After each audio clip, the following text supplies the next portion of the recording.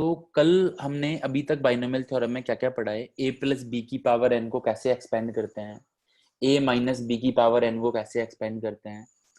कल हम लोग देख रहे थे, मैं रिपीट कर देता हूं, a प्लस बी की power n plus a minus B की पावर n अगर हम करते हैं तो कल हम लोग देख रहे थे क्या आता है, ट्वाइस ऑफ, हम देख रहे थे कि जो इवन नंबर्स पे टर्म है वो कैंसिल आउट हो जाते हैं। तो हमने देखा था ये क्या आता है, एनसी जीरो ए की पावर एन प्लस, अब बाद वाले टर्म कैंसिल आउट हो जाते हैं तो एनसी टू ए की power N minus two B की पावर टू, फिर उसके बाद वाला टर्म कैंसिल आउट हो जाएगा तो आएगा एनसी फोर ए की power N minus four B की पावर फोर। इस तरह से सीरीज आगे चलती रहेगी। हमने माइनस वाला भी देखा था इसका कल, कि माइनस में होता है तो कौन से टर्म बचते हैं अपने पास, हमारे पास ये वाले टर्म जब एक्सपेंड करोगे तो समझ में आएगा, कल भी मैंने बताया भी था एक्सपेंशन से।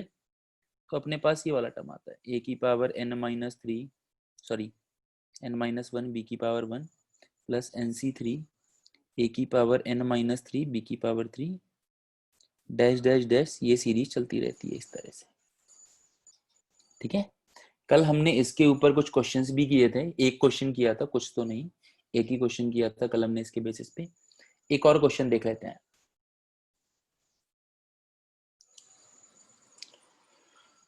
मान के चलो मैं तुम्हें देता हूं one plus root three raise to the power seven minus one minus root three raise to the power seven, इसकी वैल्यू क्या होगी, इसकी वैल्यू क्या होगी।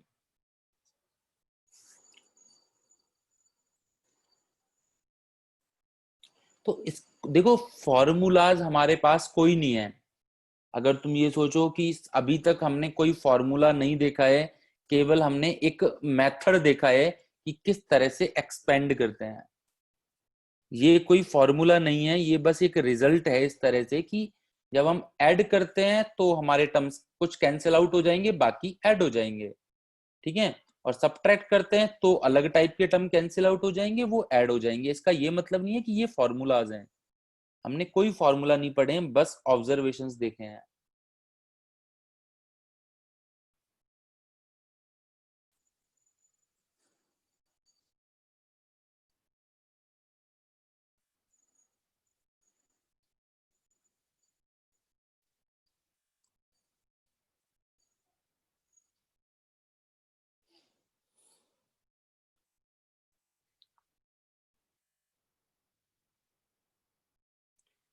तो एक देखो, तुम्हें डायरेक्टली समझ में आ रहा है तो ठीक है, नहीं तो एक दो टर्म लिख के चेक कर लो कौन से टर्म कैंसिल आउट हो रहे हैं।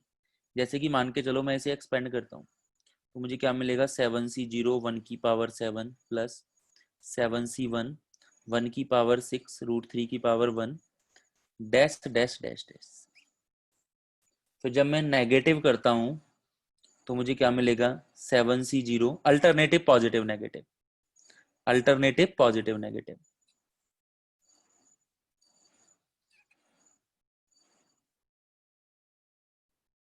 इस तरह से। एक दो टर्म ही लिख के देख लो, अगर मान के चलो तुम्हें वो चीज नहीं, एक दो टर्म।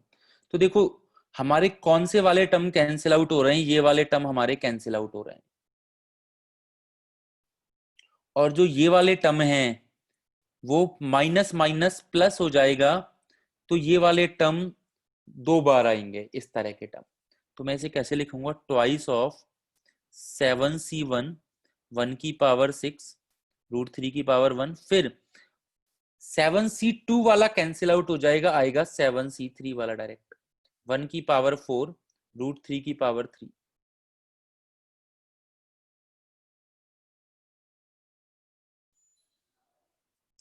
फिर हमारे पास सेवन सी फोर वाला कैंसिल आउट हो जाएगा और आएगा सेवन सी फाइव वाला डायरेक्ट, तो वन की power two root three raise to the power five. फिर सेवन सी सिक्स वाला कैंसिल आउट हो जाएगा, क्या आएगा, सेवन सी सेवन वन की पावर जीरो रूट थ्री की पावर सेवन।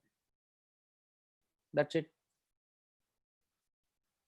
अब इसे चाहो तो सिंप्लीफाई कर सकते हैं, नहीं तो ऐसे ही छोड़ सकते हो। तो सिंप्लीफाई करूं अगर मैं, 7c1 हो गया 7, 1 की पावर 6 1 ही हो गया √3 प्लस 7c3, इसकी वैल्यू हम निकाल सकते हैं, क्या हो जाएगी 7c3, तो 7 फैक्टोरियल 7 अपॉन फैक्टोरियल 3 फैक्टोरियल 4,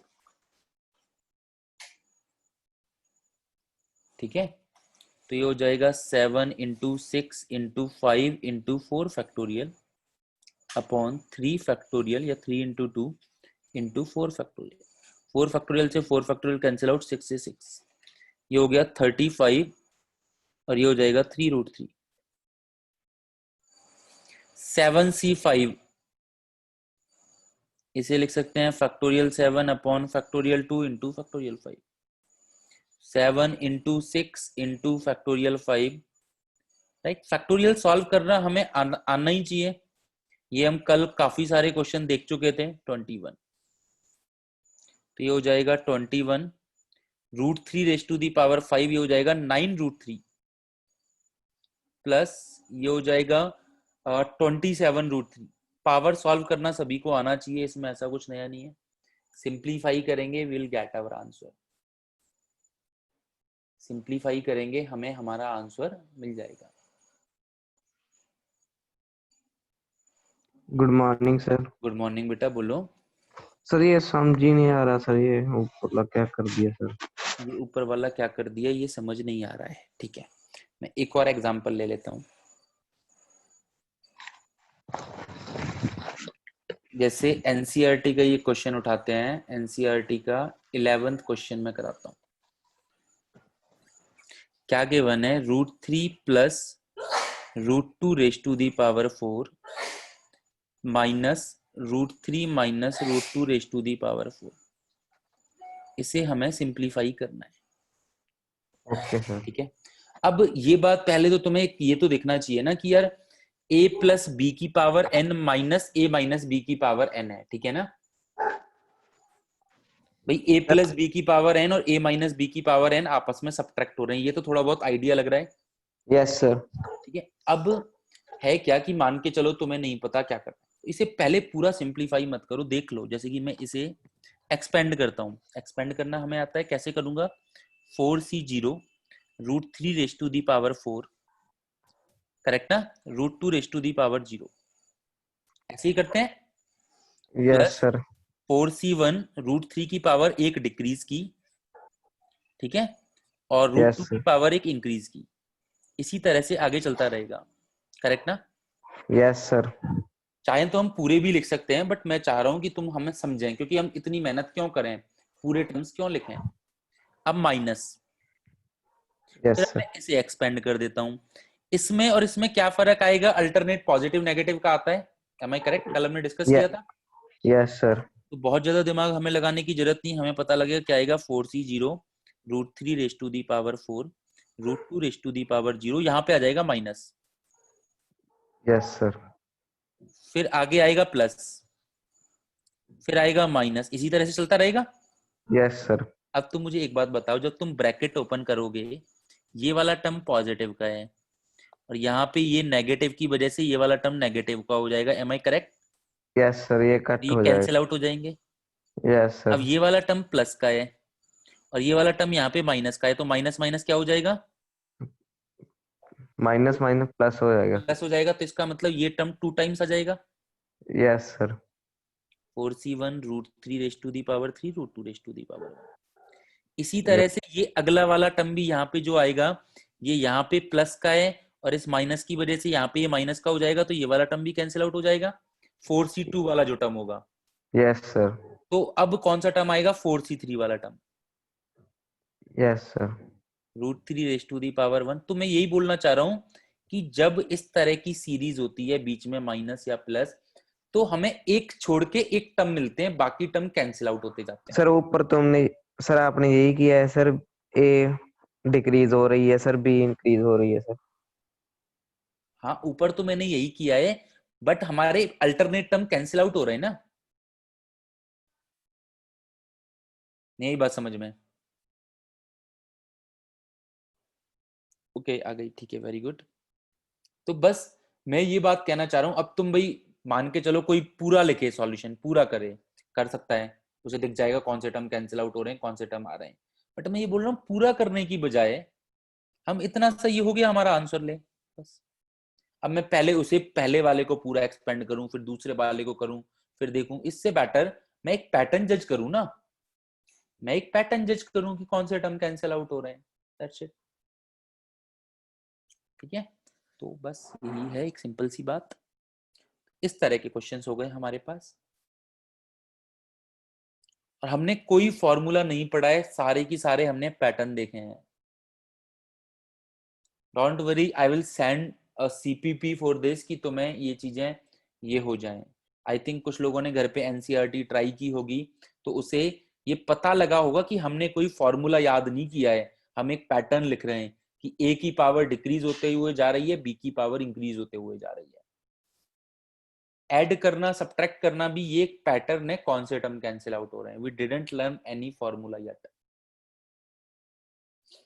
ठीक है, और इससे किस तरह के क्वेश्चन हम सॉल्व करते हैं, जैसे कि एक क्वेश्चन में देता हूँ कि एक एनसीईआरटी में भी है, नॉर्मल में भी बता देता हूँ। ये बस एक हमारे उसके लिए है कि बाइनोमियल का मतलब क्या ही है।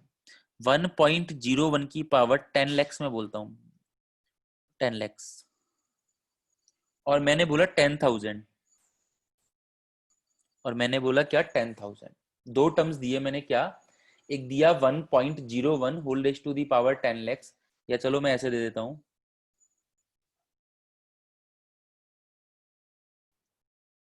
ठीक है, 1.01 whole raise to the power 1 lakh और 1,000।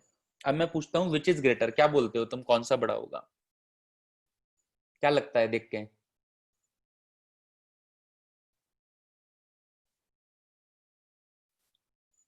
यही लग रहा है यार, 1.01 की पावर तो यार कितनी आगे जाएगी यार, 1 के आसपास रहेगी, 10 तक पहुंच जाएगी बहुत से बहुत। देखते हैं कौन बड़ा होगा। मैं इसे ऐसे लिख सकता हूँ, 1+0.01 whole raise to the power 1 lakh, लिख सकता हूँ ना, कोई दिक्कत नहीं है। अब मैं इसे अगर एक्सपेंड करता हूं तो ये अपना हो जाएगा 10 लाख C1 इंटू 0.01 की पावर 1।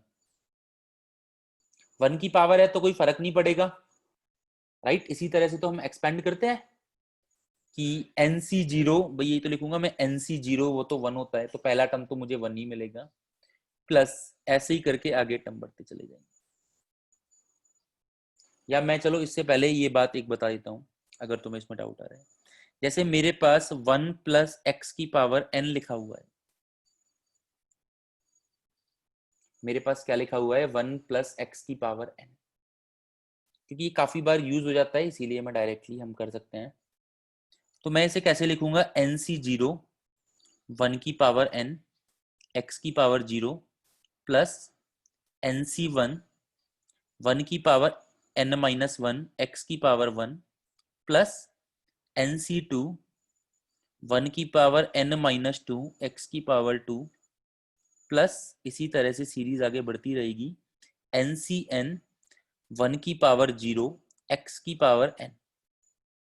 एम आई करेक्ट ना, हम इसे इसी तरह से लिखेंगे। फिर अगर तुम देखो तो पहला टर्म क्या है, NC0 1 के इक्वल, ये भी 1 के इक्वल, ये भी 1 के इक्वल, तो 1 प्लस, तो अब ये वाली वैल्यू 1 के इक्वल हो जाएगी, तो मैं इसे लिख दूंगा NC1x। ये वाली वैल्यू 1 के, सारे 1 की पावर वाले 1 के इक्वल हैं, NC2x² plus NC3x³ dash dash dash NCn x की power n।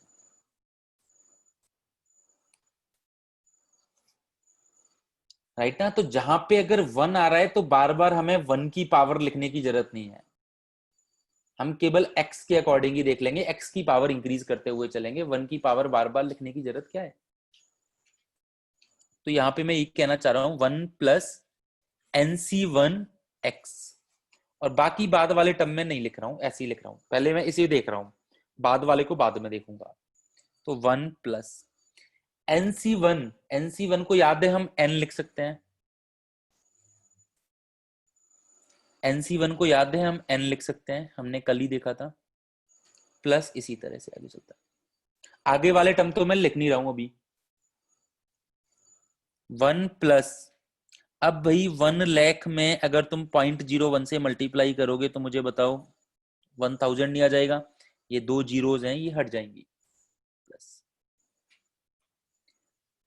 Now you can C which is greater, ये अभी 1001 हो गया, आगे वाले टर्म तो मैंने लिखे नहीं है, आगे वाले टर्म तो मैंने लिखे नहीं है, अभी ये 1001 हो गया।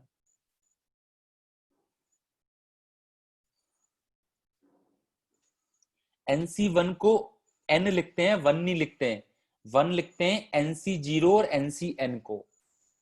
NC1 को कल बताया था n लिखते हैं, ना कि 1, ठीक है।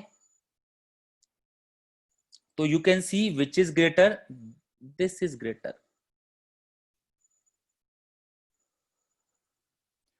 किसी ने याद हो तो एक मोटिवेशन कोट पढ़ा होगा, मैथ्स की लैंग्वेज में मोटिवेशन कोट, मैं रिवाइज करता हूं क्या है कि 1 की पावर 365 किसके इक्वल होता है? 1 के इक्वल। बट अगर तुम 1.01 की पावर 365 लोगे तो इसकी वैल्यू अप्रोक्सीमेट 37 आती है, इसकी वैल्यू अप्रोक्सीमेट कितनी आती है? 37। तो लाइक मोटिवेशनल कोट इस तरह का होता है मैथ्स की इसी में, तो यहाँ से तुम्हें समझ में आ रहा होगा, अगर तुम पूरी साल तक एवरेज बिल्कुल जैसे हो वैसे ही चल रहे हो तो तुम्हारे लाइफ में तुम मतलब बहुत ज्यादा चेंजेस नहीं आते। बट अगर तुम डेली कुछ थोड़ा सा ही ऐड करते हो, डेली 365 डेज तक थोड़ा सा भी ऐड कर सकते हो, ऐड करते हो, then you can see the difference in success. तो इस तरह से मोटिवेशनल कोट भी होता है। तो हमें लगता है कि यार 1.01 की पावर यार कहाँ ही होगी, 1 के आसपास ही तो घूमेगी, बट नहीं, काफी बड़ी हो जाती है। तो बाइनोमियल की हेल्प से बेसिक आइडिया तुम ले भी सकते हो। तो ये हमारी नॉलेज के लिए ये चीजें, राइट। तो आई होप ये वाली बात सभी को समझ में आ गई है कि लेफ्ट हैंड साइड क्यों बड़ा होगा।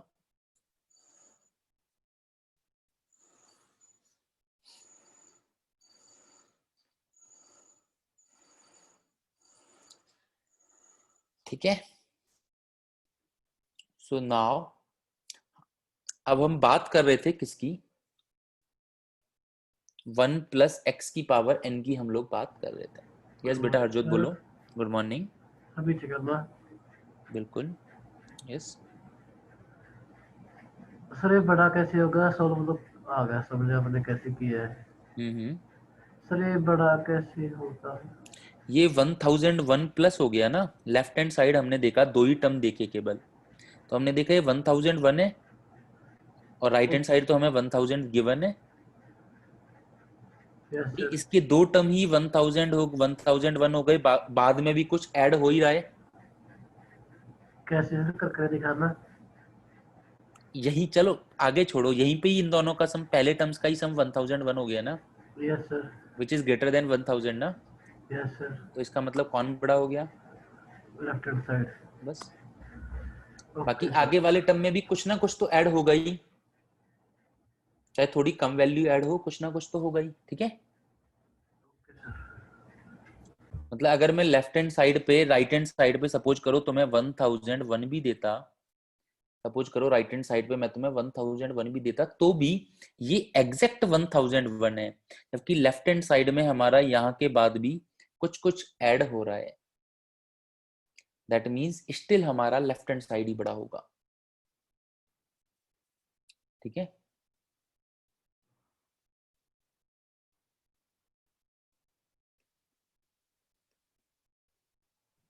यस बेटा बोलो।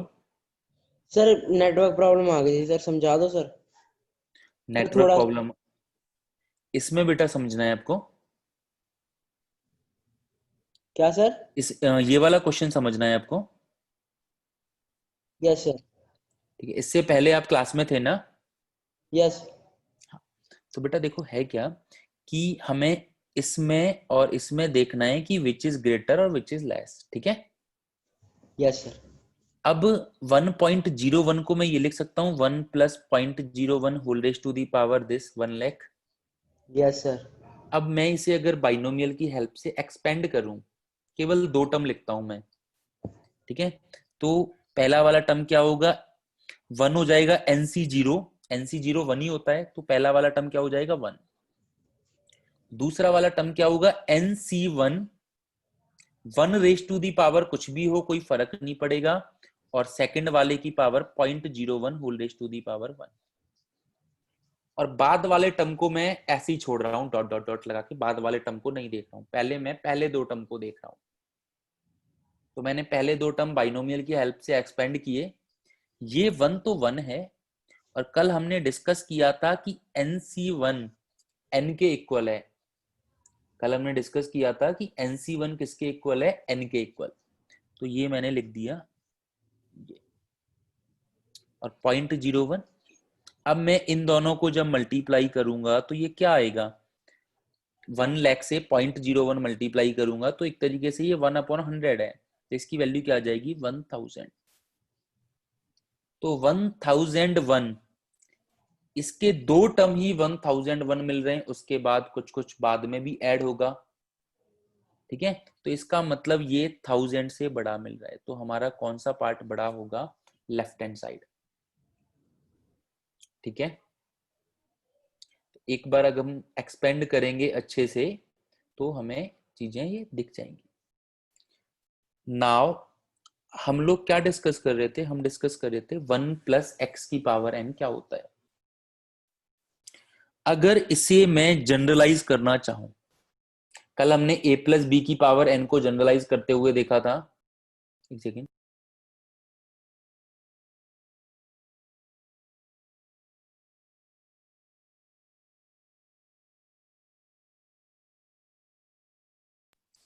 ओके।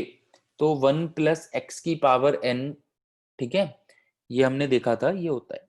कल हमने a प्लस बी की पावर n का जनरल सिग्मा भी पढ़ा था। तो इसका अगर जनरल सिग्मा लिखना चाहूं मैं, तो ये क्या एक तरीके से NC0 x की पावर 0।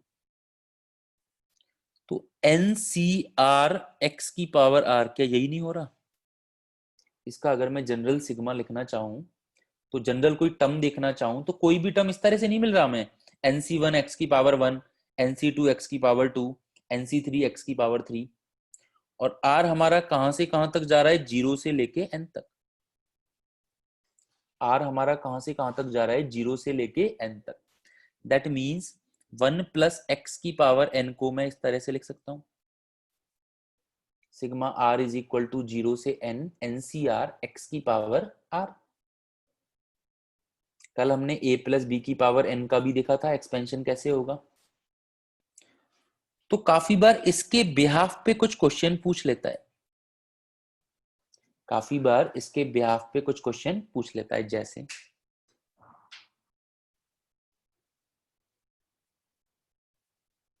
मैं बोलता हूं sigma r is equal to 0 से n NCR 5 raise to the power r की वैल्यू क्या होगी। तो मैं कोई ऑप्शंस गिवन है, कुछ कुछ 4 raise to the power n this 1, anything, कोई ऑप्शंस गिवन है, या तुम्हें मान के चलो सब्जेक्टिवली सॉल्व करना है। तो कैसे सॉल्व करेंगे, तो अभी अगर तुम यहाँ पे डायरेक्ट भी कंपैरिजन करा सकते हो कि 1 plus X raise to the power n क्या होता है, ये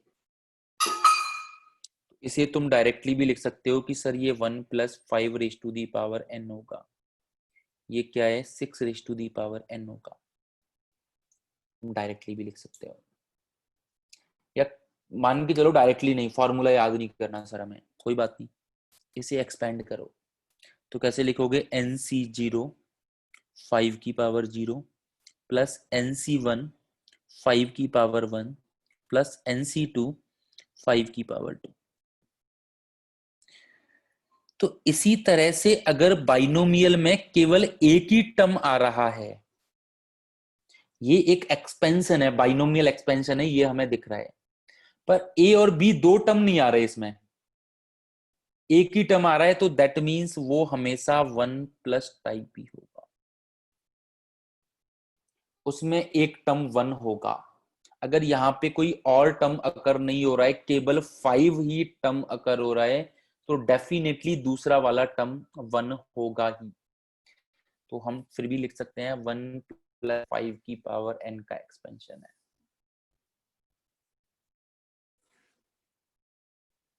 ठीक है,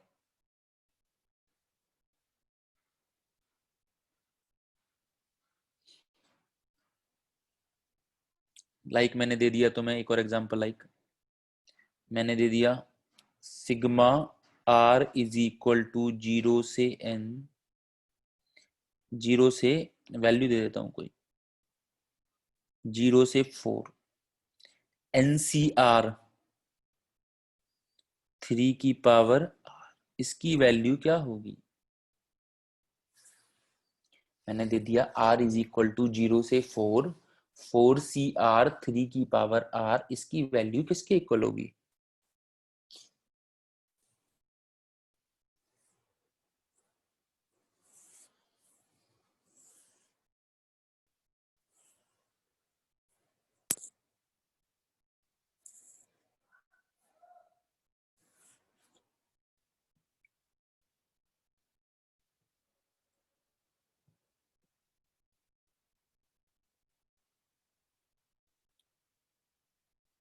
तो यहां पे हमारे n की वैल्यू 4 है, यहां पे हमारी n की वैल्यू 4 है,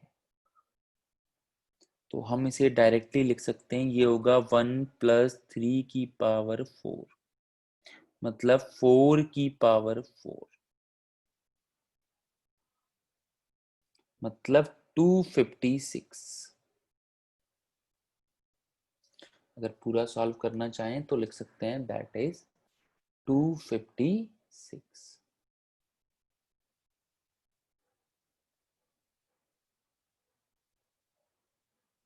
ठीक है, तो हमें वो पैटर्न समझ में आना चाहिए, पढ़ने के बाद वो पैटर्न पता लगना चाहिए कि यार ये कैसा पैटर्न बन रहा है। उसके बाद हम आराम से कर पाएंगे, रटने जैसा कुछ भी नहीं है, पैटर्न है। बाइनोमियल थ्योरम में, जैसे कि ट्रिग्नोमेट्री में हमने देखा था, बहुत सारी चीजें याद करनी पड़ रही थी, फॉर्मूलाज याद करने पड़ रहे थे, बट बाइनोमियल में रटने जैसा कुछ नहीं है, केवल एक पैटर्न टाइप की चीजें हैं कि तुम्हें वो पैटर्न ऑब्जर्व करना है कि यार कौन सा पैटर्न है ये। एक और एग्जांपल, बिल्कुल बेटा, एक और एग्जांपल ले लेते हैं। Sigma r is equal to 0 से 6, 6CR और आइल से 2 की पावर r, इसकी वैल्यू क्या होगी?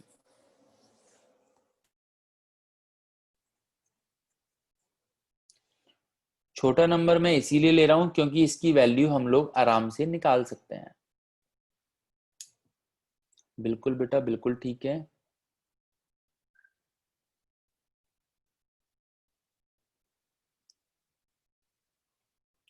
तो इसका आंसर हो जाएगा directly 1 + 2 raise to the power 6, that is 3 raise to the power 6, that is 729। ये नहीं है कि अब तुम भाई 6C0 सारे सॉल्व करके मल्टीप्लाई करके कर रहे हो, हमें पता लगना चाहिए ये पैटर्न है सर। ठीक है, सो दैट्स इट। और किस तरह के क्वेश्चंस, लाइक एक और टाइप के क्वेश्चंस हैं जो, हालांकि वैसे तो हमारा सब्जेक्टिवली अब एंड, मतलब ये बाइनोमियल थ्योरम सिलेबस में है नहीं, तो हालांकि तो ये क्वेश्चन करने की जरूरत नहीं है, इस तरह के क्वेश्चंस करने की, बट फिर भी हम अपनी नॉलेज के लिए कर लेते हैं क्योंकि सब्जेक्टिव हट गया है ना अब। तो क्वेश्चन मैं बता देता हूँ क्या है, कि prove that 9 raise to the power n + 1 minus 8n minus 9 is divisible by 4।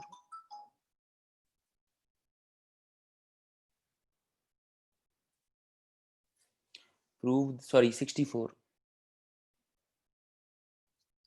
prove that this is divisible by 64। ठीक है, क्योंकि हमारा वो हट गया है इससे एनसीईआरटी से, तो बेसिकली ये क्वेश्चन सब्जेक्टिवली इंपॉर्टेंट है, जेई के हिसाब से ऑब्जेक्टिवली तो है नहीं। ऑब्जेक्टिवली जब आएंगे तब हम देखेंगे, आगे जाके थोड़ा सा हम पढ़ेंगे ऑब्जेक्टिवली, तो अभी तो मेन सब्जेक्टिवली इंपॉर्टेंट है। तो देखते हैं कैसे करेंगे। तो देखो जनरली करना क्या होता है, हमें बाइनोमियल वाला टर्म हमारा यहाँ पे आ रहा है भाई, इनको तो हम क्या ही सिंप्लीफाई करेंगे, बाद वाले टर्म्स को तो हम केवल जो सिंप्लीफाई कर सकते हैं वो केवल इसी को सिंप्लीफाई कर सकते हैं, 64 वाले को तो सिंप्लीफाई कर नहीं सकते। तो अब हमें जब डिविजिबिलिटी जिससे पूछी होती है उसे उसके पास में लेके जाना है। तो 64 के लिए मैं 9 को कैसे लिखूंगा, मैं 9 को लिखूंगा 1 + 8, 8 के टर्म्स में लिखूंगा। क्यों? क्योंकि 8 के टर्म्स में ही 64 की डिविजिबिलिटी पॉसिबल है। 8 के टर्म्स में ही 64 की डिविजिबिलिटी देखना आसान है। सपोज करो 49 होता तो मैं इसे 2 + 7 लिखता। अगर 49 होता तो मैं इसे 2 + 7 लिखता, या मुझे क्वेश्चन में 8 गिवन होता, या मुझे क्वेश्चन में 8 गिवन, हाँ 8 + 1 लिख सकते हैं, कोई दिक्कत नहीं है, उससे कोई फर्क नहीं पड़ेगा। बट 8 जैसे कि हम 1 + x के टाइप में हमें एक टर्म हमने पढ़ा है ना, इसीलिए जनरली हम x + 1 की जगह पे 1 + x यूज कर लेते हैं। बाकी x + 1 से भी कोई फर्क नहीं पड़ेगा, क्योंकि वो हमारे एक पैटर्न में रहता है। क्योंकि हम 1 + x के लिए टर्म देखते हैं ना, तो वो हमारे पैटर्न में रहता है, इसीलिए हम 1 + x ही लिखते हैं, x + 1 जनरली अवॉइड करते हैं। बाकी x + 1 से भी कोई फर्क नहीं पड़ेगा। ये हो गया।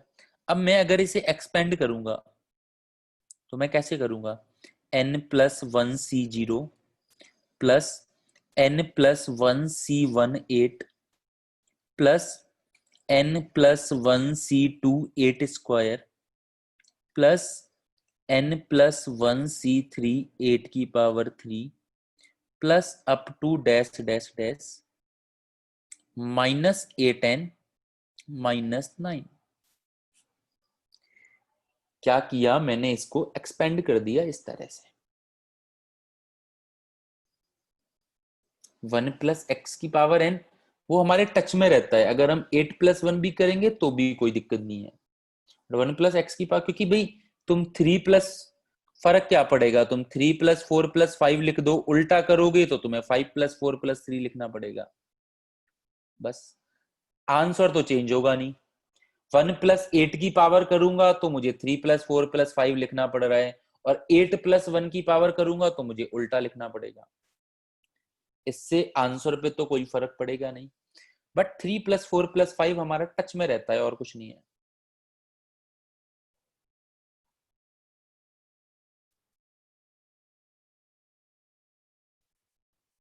बिल्कुल वही वाला लगाया है हमने।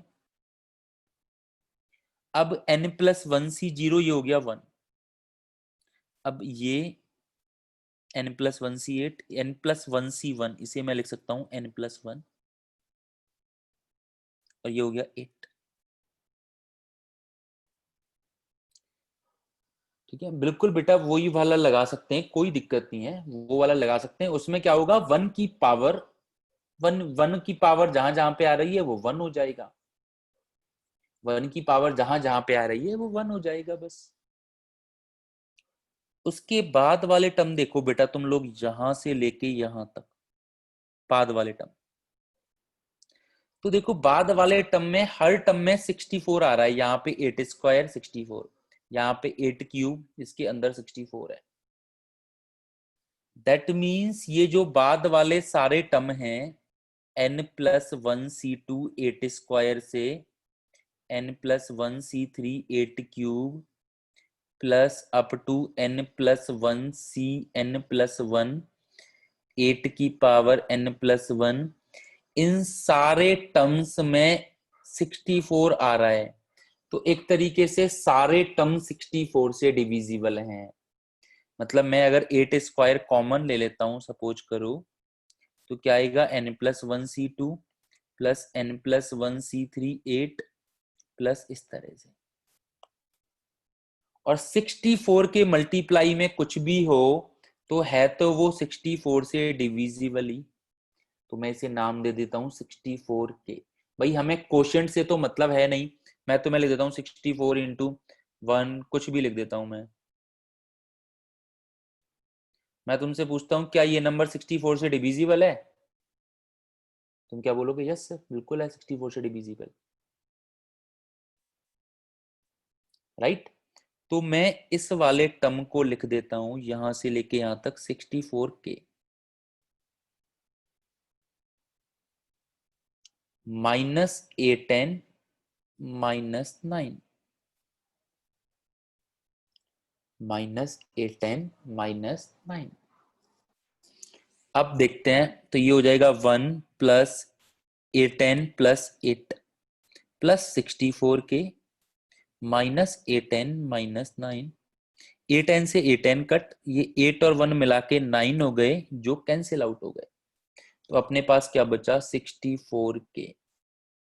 मतलब इसको हमने सिंप्लीफाई किया, जो हमें टर्म क्वेश्चन में गिवन था, और उसे सिंप्लीफाई करके पहुंचे कि ये वाला जो टर्म होगा वो किस टाइप का होगा, हमेशा 64 इंटू समथिंग टाइप का होगा for n belonging to some capital N natural number. यही हमें प्रूफ करना था कि ये वाला जो ये है वो 64 का मल्टीपल होगा, 64 का मल्टीपल है, दैट मीन 64 से डिविजिबल होगा, दैट्स इट, हमने प्रूफ कर दिया। यस बेटा सर हरजोत बोलो। हाँ सर ये नहीं समझ में आया सर। पहले तो सर ये 8 आ रहा है हाँ। सर, फिर आ रहा है 8 स्क्वायर, फिर 8 क्यूब, ये n+1 की वजह से आ रहा है। नहीं, n+1 की वजह से नहीं, ये हमें पता है ना 8 की पावर इंक्रीज होते हुए चलती है, एक्सपेंड करते हैं जब हम, ओके सर, बी है ये। राइट ना, तो 8 की पावर इंक्रीज होते हुए चलती है, n+1 की वजह से नहीं। वो आ गया ना बात समझ में ये वाली? Yes sir. ठीक है, और यहां से हमने देखा कि सभी में 64 आ रहा है, तो ये तो 64 से डिविजिबल होंगे, जो नहीं है उनको हमने अलग से लिख दिया। सर आप करना एक बार जो आपने समझाया है।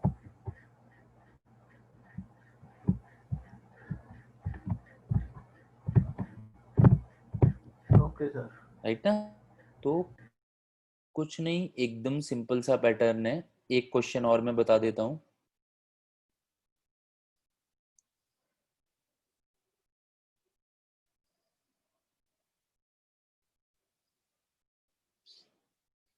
एक क्वेश्चन और तो मैं बता देता हूं। सपोज करो मैं तुम्हें देता हूं 4 की पावर n माइनस 3n। क्या देता हूं? 4 की power n minus 3n where n belonging to capital N। और मैं क्या बोलता हूं, अगर इसे हम 9 से डिवाइड करते हैं, if this is divided by 9 for some n belonging to capital N, then find remainder, then find remainder. I'll repeat the question कि 4 raise to the power n minus 3n for some n belonging to capital N natural number, जहां पे small n एक natural number है, तो अगर इसे मैं 9 से डिवाइड करता हूं, किससे डिवाइड करता हूं? 9 से, तो रिमाइंडर क्या होगा? राइट, देखते हैं। देखो इस क्वेश्चन को वैसे तो तुम अगर ऑब्जेक्टिवली सॉल्व करना चाहो तो 2 मिनट में सॉल्व कर सकते हो। n की वैल्यू तुमने 1 पुट की, क्या आया तुम्हारे पास? 4 की पावर 1 माइनस 3 की पावर 1, मतलब 4 माइनस 3 दैट इज 1। 1 को 9 से डिवाइड करोगे, रिमाइंडर क्या आएगा? 1 ही आएगा। 1 को 9 से डिवाइड करोगे, 1 को 9 से डिवाइड करोगे तो रिमाइंडर क्या आएगा? 1 ही आएगा। हो गया आंसर, तो हमारा आंसर तो आ गया हमारा, रिमाइंडर 1।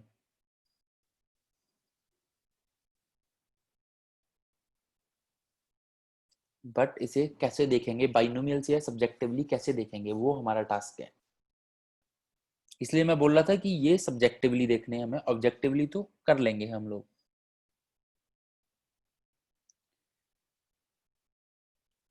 तो 9, तो मतलब 9 से डिविजिबिलिटी देखनी है, 2 भी पुट कर सकते हैं, कोई फर्क नहीं पड़ेगा। आप 2 पुट करोगे तो क्या आएगा, 4 की पावर 2 माइनस 3 की पावर 3 इंटू 2, तो आएगा 16 माइनस 6 10।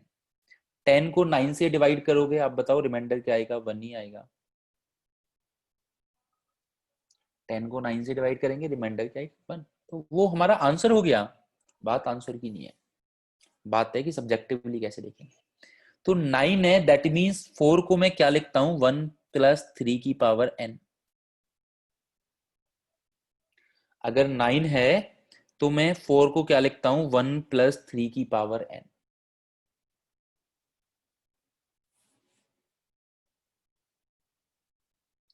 अब मैं इसे क्या लिख सकता हूं, 1 प्लस 3 की पावर n को मैं एक्सपेंड कर देता हूं, तो मैं ऐसे लिखूंगा nc0 plus nc1 3 plus nc2 3 square plus nc3 3 cube plus dash dash dash dash dash, और ये माइनस 3 है। 1 प्लस एक्स की पावर n, तो 1 की पावर पे तो कोई फर्क पड़ेगा नहीं, तो मैं x को इंक्रीज करते हुए चला, x मतलब 3। 3 की पावर 0 से स्टार्ट की, 1 की पावर से तो कोई दिक्कत है नहीं। 1 की पावर n, 1 की पावर n माइनस 1 लिखने से फायदा तो है नहीं, क्योंकि होना तो अल्टरनेटिवली 1 ही है वो। तो मैं बस 3 की पावर चेंज कर रहा हूं। तो मैं इसे लिख सकता हूं nc0 को 1, nc1 को मैं n लिख सकता हूं, इसे n, तो ये मल्टीप्लाई होके 3n। बाकी देखो यहां से लेके यहां तक सारे टर्म्स में 9 आ रहा है, दैट मीन्स ये सारे टर्म 9 से डिविजिबल होंगे, तो मैं इन्हें कंबाइनली पिछली बार की तरह 9k लिख देता हूं, माइनस 3n। 3n से 3n कट, मतलब 9k प्लस 1, मतलब divisor into quotient plus remainder, ऐसी तो लिखते हैं, dividend is equal to divisor into quotient plus remainder, और रिमाइंडर हमारा क्या आ रहा है, यहां से दिख रहा है, दैट इज 1। रिमाइंडर हमारा क्या आ रहा है यहां से, that is 1। I hope this is clear to everyone.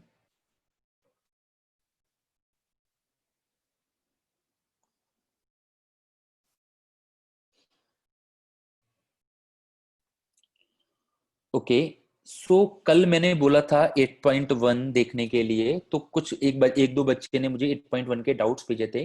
Now बेटा अब आप 8.1 के सारे क्वेश्चंस कर सकते हो, फिर भी डाउट आए अब मुझे भेज देना,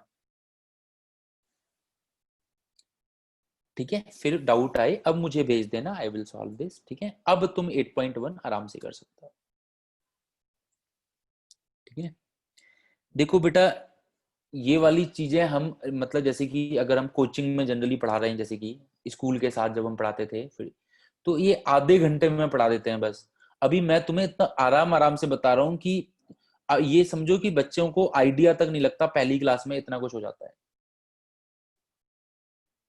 तो मैंने कल भी ये बात बताई थी कि मैं बहुत स्लो पढ़ा रहा हूँ, जिससे कि तुम्हें वो चीजें आराम से ऑब्जर्व हो जाएं कि यार कितना अच्छी चीजें हैं, जैसे कि 1.01 रेज टू दी पावर 10,000, ये सारी चीजें कराने की जरूरत ही नहीं होती जनरली।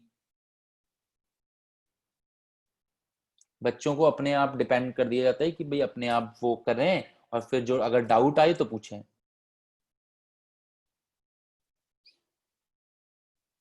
ओके, नेक्स्ट आता है हमारा नेक्स्ट वाले टॉपिक पे, जनरल टर्म। जनरल टर्म जैसे हम एपी में देखते थे general term a plus N minus 1 into D, geometric में देखते थे जनरल टर्म, ऐसे ही a प्लस बी की पावर n भी तो एक सीरीज ही है ना, ये कुछ अलग बात थोड़ी है। क्या ये है, तो एक सीरीज ही, ये है तो एक सीरीज ही।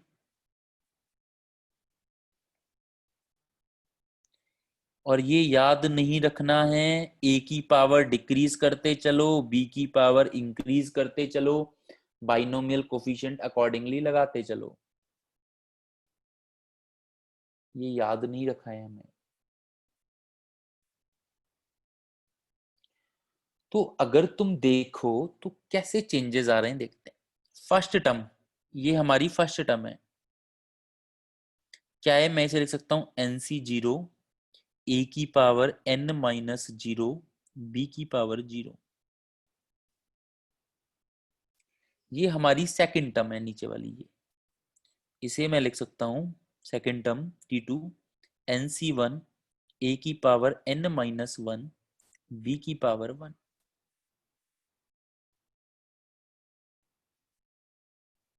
हाँ, n की पावर 6 होती तो बेटा 6 तक ओपन करते, बिल्कुल 6 ही 6 तक जाते डेफिनेटली। और अगर हम थर्ड टर्म देखें तो क्या हो रही है, NC2 A की पावर N-2 B की पावर 2। अगर जनरल देखें, जनरल जो कि हम पहले भी देख चुके हैं, तो ये 1 और 2 के अकॉर्डिंग यहाँ पे ये चेंजेस हो रहे हैं। मतलब राइट हैंड साइड में किस तरह से हमें टर्म चेंज मिल रहे हैं, वो मिल रहे हैं NCR A की पावर N-R B की पावर R। बट ये कौन से टर्म में मिल रहा है, देखो यहाँ पे अगर 0 है तो यहाँ पे 1 है, यहाँ पे अगर 1 है तो यहाँ पे 2 है, यहाँ पे अगर 2 है तो यहाँ पे 3 है। मतलब इसमें जो भी हमें मिलेगा वो R+1th टर्म मिलेगी। मतलब वो कौन सी टर्म मिलेगी, R+1th टर्म, ना कि Rth टर्म। जैसे हम एपी में बोलते हैं ना, nth टर्म किसके इक्वल होती है, वो भी ऑब्जर्वेशन से ही लगाते हैं, ये होती है एपी में बोलते थे A+N-1 इंटू डी। सिमिलरली इसमें nth टर्म की जगह हमने क्या निकाला है, R+1th टर्म। तो ये क्या होगी, NCR A की पावर, पहले तो हमने ऑब्जर्वेशन से जनरल टर्म देख लिया, जो हमने देखा वो हमने पहले भी देख चुके थे, that is what NCR A की पावर N-R B की पावर R। पर ये कौन से टर्म में मिल रहा है, ये हमें मिल रहा है R+1th टर्म। एग्जाम्पल बताता हूं मैं कैसे करना है। जैसे मैं एक बेसिक एग्जांपल लेता हूं, मैं लेता हूं तुम्हारे लिए कि x/2 plus 2x whole raise to the power 5। इसमें मुझे थर्ड टर्म बताना है, इसके एक्सपेंशन में मुझे थर्ड टर्म बताना है। क्वेश्चन इज सिंपल, क्या कि हम जब इसे एक्सपेंड करेंगे तो इसके एक्सपेंशन में मुझे थर्ड टर्म बताना है। यही तो मतलब है ना जनरल टर्म का। एपी में भी तो मैं यही पूछता था, एक सीक्वेंस दे दिया मैंने और बोला इसका सिक्स्थ टर्म क्या होगा, राइट, सिंपल। अब देखते हैं, देखो ये अपना हो गया n, ये अपना हो गया a x/2, ये 2x हो गया अपना b, और हमें निकालना है थर्ड टर्म, हमें निकालना है थर्ड टर्म। तो बेटा बस इसमें एक कंफ्यूजन है, एक बात ध्यान देना कि थर्ड टर्म जब हम निकाल रहे हैं तो r की वैल्यू 2 कंसीडर करेंगे हम। TR+1 में थर्ड टर्म निकाल रहा हूं, दैट मींस मेरा स्मॉल r क्या है, 2। बाकी कोई दिक्कत नहीं है। तो अब मैं इसे लिख सकता हूं NCR 5C2 A की पावर N-R B की पावर R। ये हो गया भाई पूरा देखो अभी तक हम, तुम इसे ऐसे भी कर सकते थे, पूरा एक्सपेंड करते और फिर थर्ड टर्म निकाल के बता देते मुझे। एक्सपेंड करना तो हमें आता ही है ना, ये भी तो कर सकते थे। This can be a option, बड़ा ऑप्शन है बट ऑप्शन तो है कि तुम एक्सपेंड करते, वहां से थर्ड टर्म निकाल के मुझे बता देते, जो कि यही आता। ठीक है, बट बात क्या होती है कि हमारे बस ये इजी बनाने के लिए, बाकी कुछ नहीं है, घुमा फिरा के चीजें वही होती हैं। तो हमें थर्ड टर्म निकालना है। थर्ड टर्म में बस बात ये याद रखनी है कि काफी बार हम इसको 3 है तो मैंने काफी बार देखा है कि बच्चे यहाँ पे 3 ले लेते हैं। सॉरी सॉरी सॉरी, बी की power R, sorry sorry, 2x की पावर 2, बी की पावर आर ही होती है। This is it. NCR A की पावर, फिर इसे सिंप्लीफाई कर दो। 5c2 की वैल्यू 10, ये हो जाएगा x/2 की पावर 3, ये हो जाएगा 2x की पावर 2। तो ये 10/2 5x की पावर 5, ये हमारा आंसर हो गया। यहां से आ जाएगा 4, यहां से आ जाएगा 8, तो 4/8 1/2, दैट इज 5x की पावर 5। सिंपल।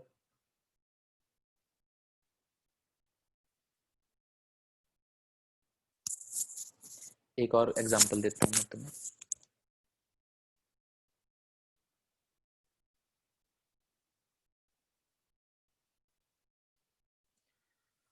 मैं तुम्हें बोलता हूं 3x² माइनस 1/x⁻⁶, इसमें 4th टर्म बताना है। माइनस से कंफ्यूज होने की जरूरत नहीं है, इसे तुम b की जगह पे पूरा -1/x रखो। ये नहीं है कि सर ने क्या, अभी तो सर ने तो माइनस के लिए तो कुछ बताया नहीं, तो b की जगह पे अब तुम्हारा ये b a 3x² है और b -1/x है, कुछ भी नहीं है क्वेश्चन में, बिल्कुल सेम है, बट तुम्हारा b चेंज हो गया है। प्लस की जगह पे तुम्हें माइनस है तो माइनस लो, क्या फर्क पड़ रहा है। तो ये बताओ मुझे करके, 3x² minus 1/x whole raise to the power 6, इसके एक्सपेंशन में तुम्हें कौन सा टर्म बताना है, 4th टर्म बताना है।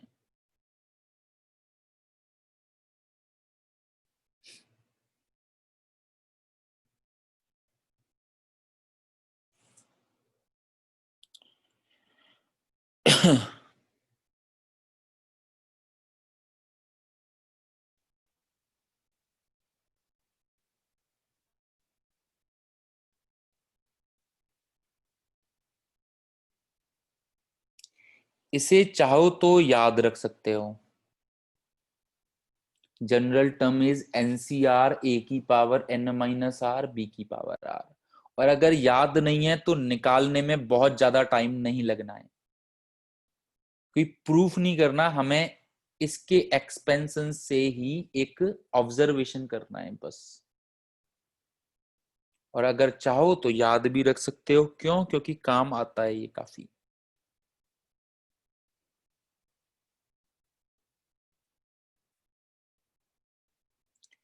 आर यहाँ 2 कैसे लिया बेटा, T3 इज TR+1, तो R+1 की वैल्यू 3 है, इसीलिए R2 लेते हैं। R हमेशा यहां से एक कम होता है, यहाँ पे अगर R+1 है तो यहाँ पे R, इसीलिए यहाँ पे 3 है तो यहाँ पे 2 लेना है, एक कम लेना है हमेशा। वेरी गुड बेटा, बहुत अच्छे। तो यहाँ पे n की वैल्यू हमें 4th टर्म फाइंड करना है, दैट मीन्स R हमारा 3 है। ये बात पहले भी मैंने 3-4 बार इसी बात पे जोर दिया था, क्यों, क्योंकि हम यहाँ पे कंफ्यूज, काफी बच्चे मैंने देखा है 6 ही ले लेते हैं, इसीलिए मैंने इस बात पे पहले जोर दिया था। सेम R की वैल्यू हमें एक कम लेनी है जितना टर्म हमें पूछा है, तो I will write it 6c3 a की पावर n-r, a की पावर n-r, b की पावर r, तो b को मैं पूरा -1/x लिखूंगा।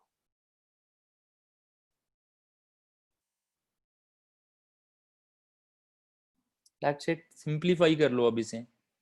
6c3 कितना होता है 20, ये हो जाएगा 3 की पावर 3 27, ये हो जाएगा x की पावर 6, ये हो जाएगा -1/x की पावर 3, तो -540x3, दैट्स इट।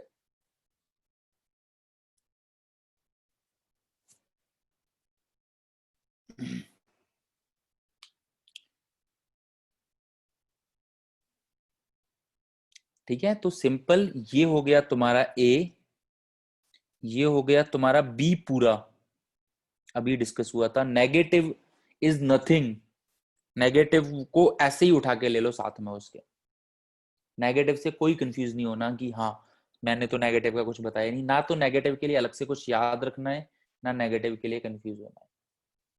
6 हमारा हो गया n, और फोर्थ टर्म फाइंड करना है तो r उससे एक कम, दैट्स इट 3। तो NCR a की power n minus r, b की पावर r, सिंपल। वैल्यूज पुट करनी है तो वैल्यूज पुट करना है बस, तो ये तो बहुत आसान काम है। सर यस बेटा बोलो।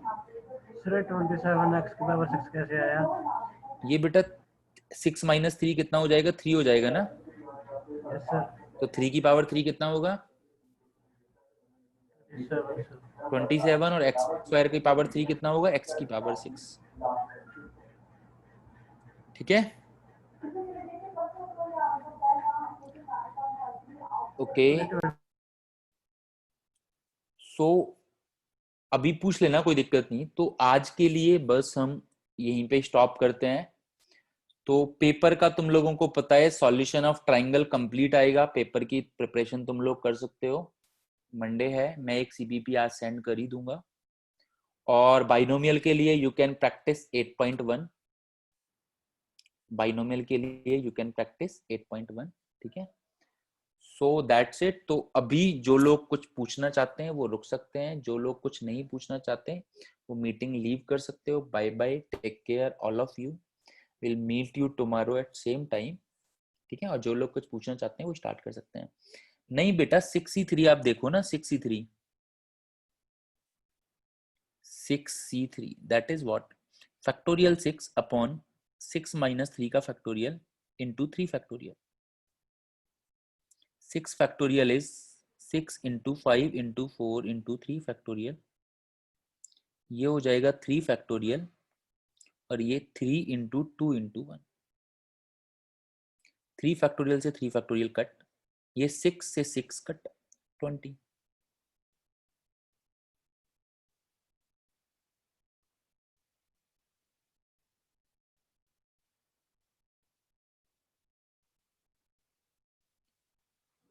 राइट ना?